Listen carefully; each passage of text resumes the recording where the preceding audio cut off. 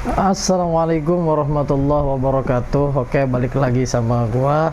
Di konten kali ini gua mau ngebahas sedikit apa yang gua baca dari buku karya daripada Henry Manampiring, yaitu berjudul Filosofi Teras.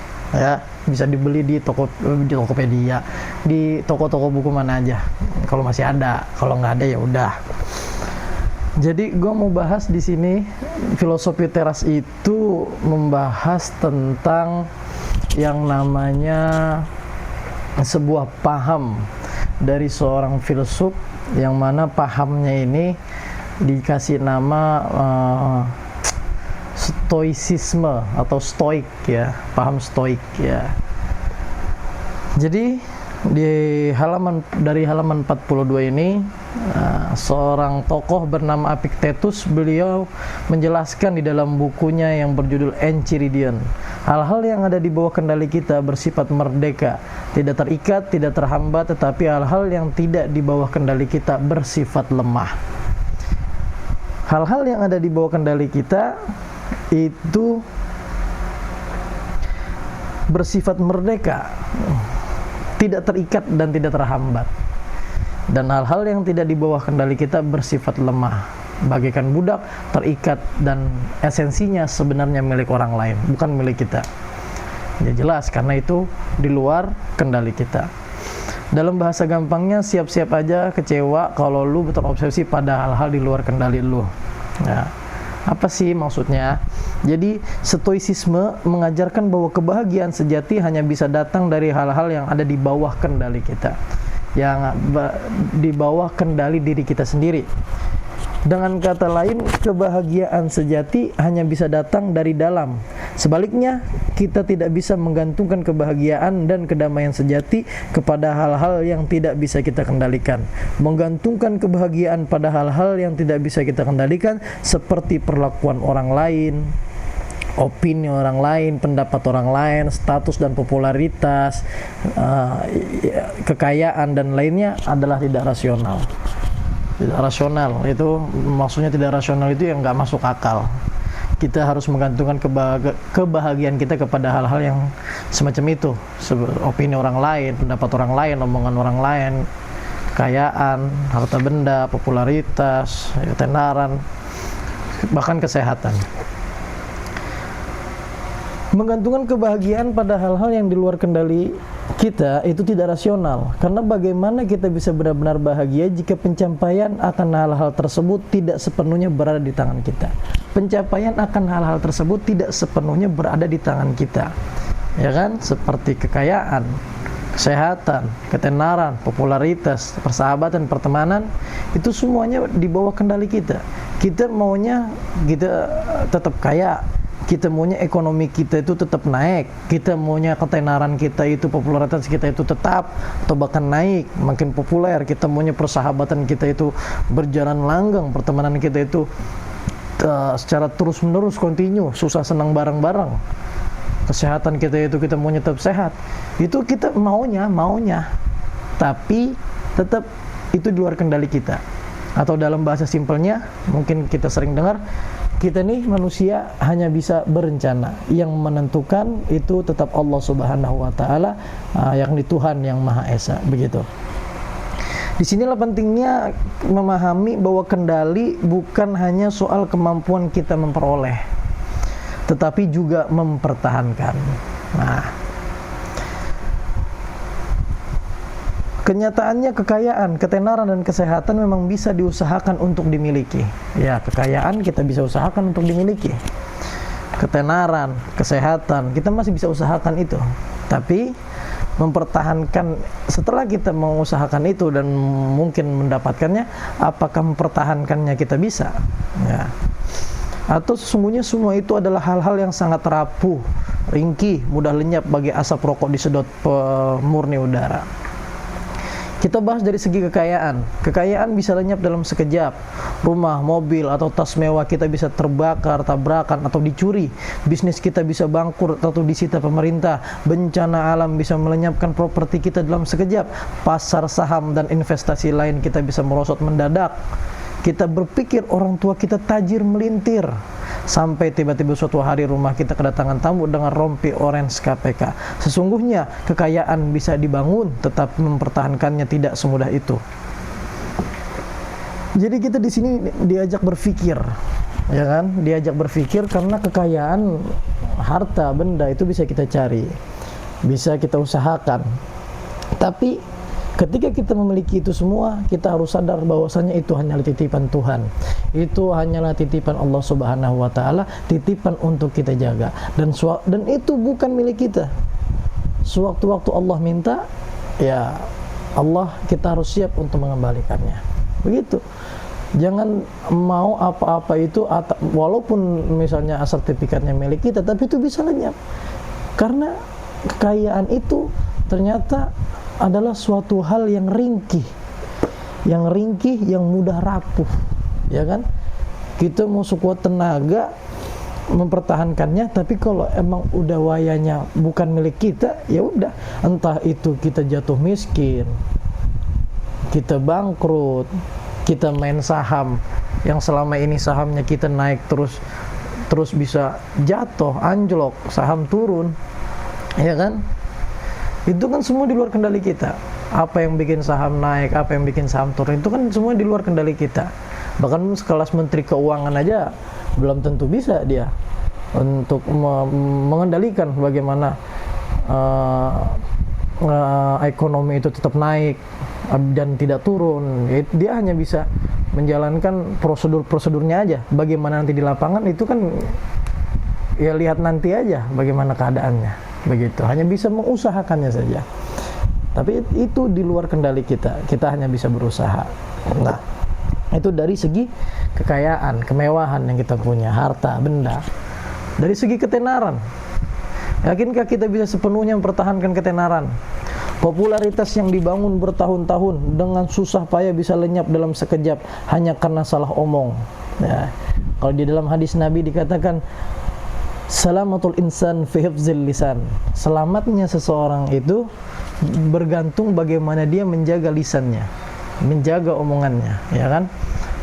Kalau ketika dia udah jadi pemuka agama, menjadi orang, menjadi tokoh yang tersohor bahasa kata, dia menjadi public figure, ya kan? Ketika dia ada salah ucap sedikit saja, itu nanti akan mengakibatkan kemerosotan popularitasnya. Yang tadinya jadi bahan omongan, prestasinya bagus segala macam, yang diomongin jadi yang jelek-jeleknya aja. Yang belum lama terjadi ketika seorang Gus yang sempat dieluk-elukan karena di tangannya lah seorang tokoh public figure diislamkan, dimasukkan ke dalam agama Islam, dan enggak lama kemudian dia terpleset lidah dengan mengatakan seorang pedagang es teh dengan kata goblok. Nah, itu. Jadi, salamatul insan fi hifzil lisan. Keselamatan seseorang, keselamatan manusia itu bagaimana dengan cara dia menjaga omongannya, begitu. Popularitas bis yang dibangun bertahun-tahun dengan susah payah bisa lenyap dalam sekejap hanya karena salah omong, salah mengunggah di media sosial, sekedar mendukung calon kepala daerah yang salah, atau foto enak-enak dengan mantan tiba-tiba tersebar. Aib ini. Sesungguhnya ketenaran dan reputasi kita sangatlah rapuh. Dengan demikian artinya ketenaran di luar kendali kita sepenuhnya. Kita maunya tenar terus, kita maunya populer terus, di mana-mana tempat kita maunya jadi pusat perhatiannya orang, ya kan? Dan lama kelamaan kalau kayak begini itu bakal ngerusak mentalnya kita. Kelama-kelamaan kalau kayak begini kita bakal jadi orang yang hidup kayak orang nggak punya prinsip, kayak orang yang nggak punya pegangan hidup, ya kan? Beda dengan orang yang punya prinsip, beda dengan orang yang punya pegangan hidup. Kalaupun dia di suatu tempat, di suatu keadaan, di suatu situasi dia tidak menjadi pusat perhatian, dia akan slow aja, santuy aja. Tapi ketika orang terus memaksakan untuk menjadi pusat perhatian di mana tempat dia ada di situ, dengan cara apapun dan bagaimanapun caranya, dia akan melakukan itu walaupun menabrak prinsip-prinsip hidupnya, pegangan-pegangan hidupnya. Nah, inilah yang dikatakan orang nggak punya pegangan hidup, nggak punya pendirian, ya, nggak punya pendirian, ya. Nah, itu dari segi ketenaran. Dari segi persahabatan atau pertemanan, karena persahabatan melibatkan orang lain, jelas.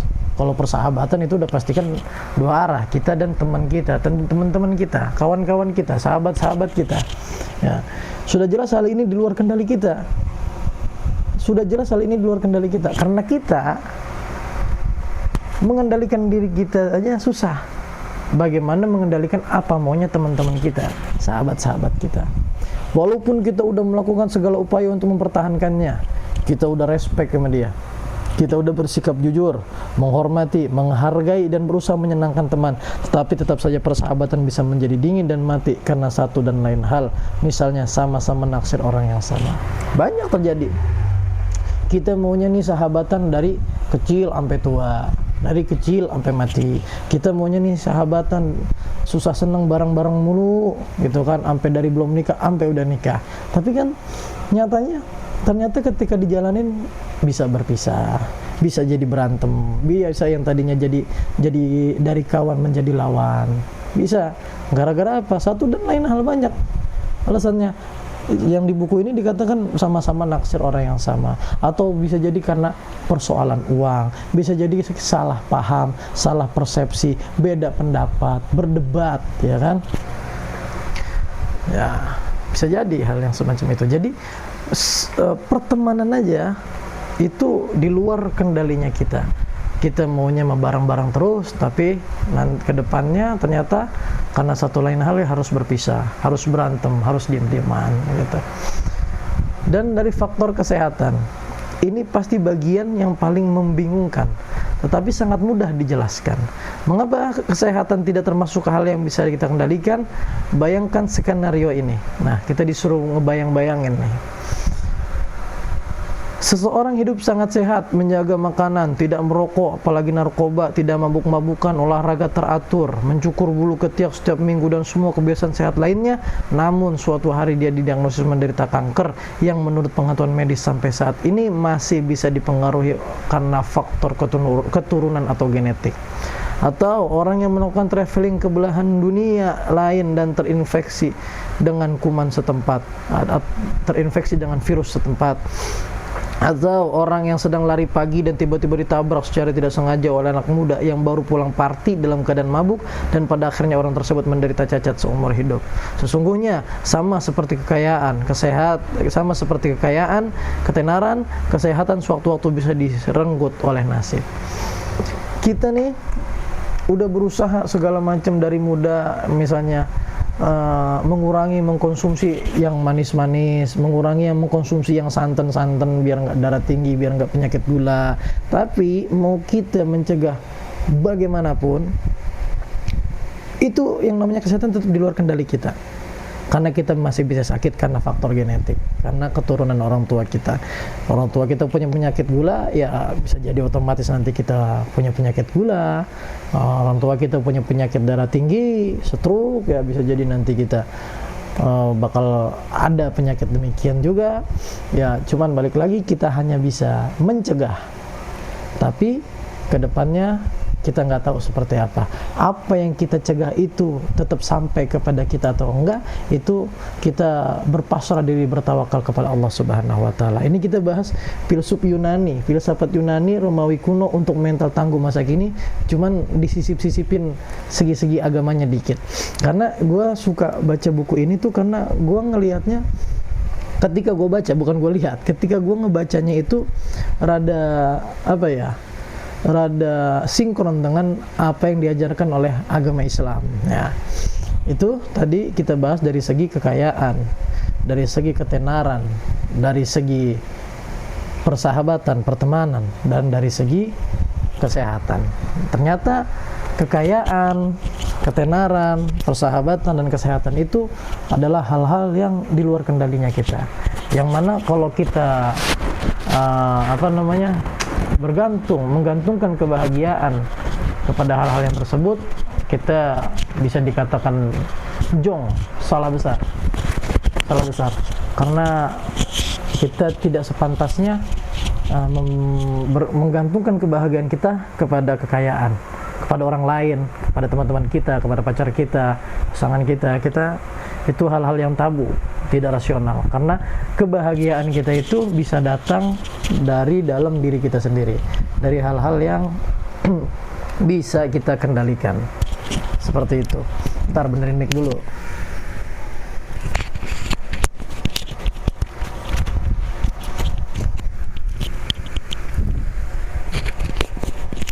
Ya, dari hal-hal yang bisa kita kendalikan.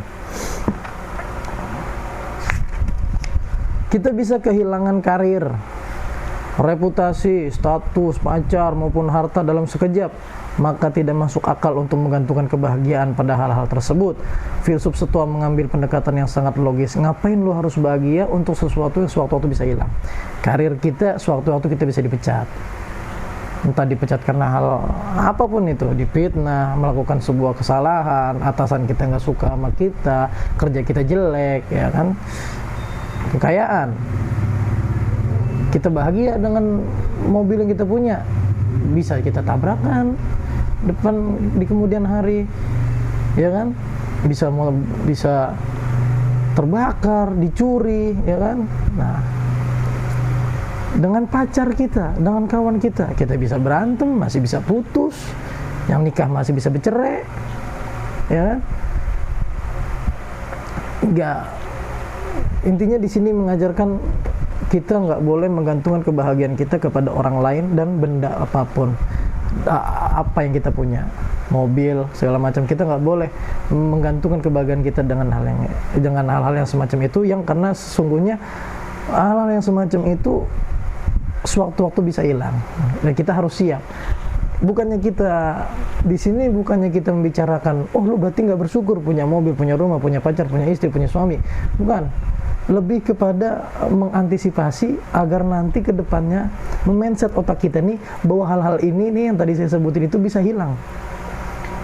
Entah dengan cara apapun, entah dengan cara kematian, entah dengan cara dicuri, ya kan? Mungkin kalau teman atau pacar atau istri atau suami mungkin hilang karena kematian, atau berantem, bercerai, putus, berantem akhirnya diem-dieman sama teman, ya kan? Mobil dicuri, motor dicuri, ya kan, kekayaan bangkrut segala macam. Itu lebih kepada menekankan bahwa hal-halnya itu nanti bisa hilang. Dan kita ini, kalau kita ngebaca buku ini, kita tuh diajak untuk jangan terlalu bergantung, karena suatu saat bisa hilang. Dan intinya nih buku ini ngajarin kita kalau hal itu hilang, kita biar enggak terlalu bersedih banget, enggak terlalu galau banget, enggak terlalu terpukul banget, enggak terlalu kecewa banget. Udah siap akan hal-hal yang semacam itu apabila hal-hal yang semacam itu menimpa kita. Nah, mindsetnya buku ini seperti itu. Siapapun yang mengingini atau menghindari hal-hal yang ada di luar kendalinya tidak pernah akan benar-benar merdeka dan bisa setia pada dirinya sendiri, tetapi akan terus terombang-ambing terseret oleh hal-hal tersebut. Siapapun yang mengingini hal-hal yang di luar kendalinya, dia nih maunya tetangga-tetangganya, teman-temannya tuh ngomongnya yang baik-baiknya mulu sama dia. Dia mah kaya, dia mah duitnya banyak, dia mah mau makan apaan aja juga, asal pengen jalan. Tuh, maunya diomongin yang kayak begitu mulu. Akhirnya apa? Nyiksa diri sendiri. Hidupnya maunya yang diomongin sama orang glamor, punya banyak duit, tapi aslinya mah duitnya mah kagak banyak. Sampai akhirnya ketika dia denger nih temennya atau tetangganya, kayaknya dia udah miskin dah, kayaknya dia duitnya udah habis dah, romannya belum keluar rumah dari pagi, romannya belum beli apa-apa dari pagi, romannya belum ada Gojek, belum ada GoFood, dari pagi ke rumahnya nganterin makanan, terusik dia kupingnya, tersinggung dia. Akhirnya dia lagi agak punya duit, dia paksa-paksain, entah itu duit dari mana, entah dari minjem, entah dari mana segala macam. Nah, akhirnya apa? Tersiksa sendiri.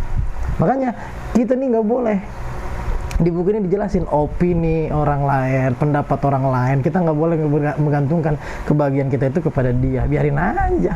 tetangga kita, saudara kita, teman kita mau ngomong apa yang jelek-jeleknya tentang kita, biarin. Hidup mah kita yang ngejalanin, bukan dia. Seneng ya buat kita, susah ya mah kagak ngerasain, kita yang ngerasain, kan begitu. Iya, kalau kata orang Betawi kan begitu.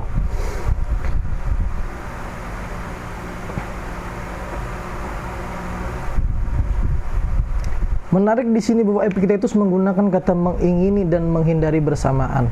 Kita juga bisa terobsesi menghindari hal-hal buruk dalam hidup kita, seperti kemiskinan, kesusahan hidup, kejahatan, kematian, dan lain-lain. Akan tetapi sama dengan keinginan menghindari hal-hal yang di luar kendali kita adalah kesia-siaan. Keinginan dan ketakutan akan hal-hal di luar kendali kita bagaikan rantai yang membelenggu, sehingga kita tidak pernah benar-benar merdeka. Ketika segala keputusan hidup kita didorong dan dipengaruhi oleh nafsu ingin memiliki atau menghindari hal-hal di luar kendali kita, sebenarnya kita telah diperbudak hal-hal tersebut.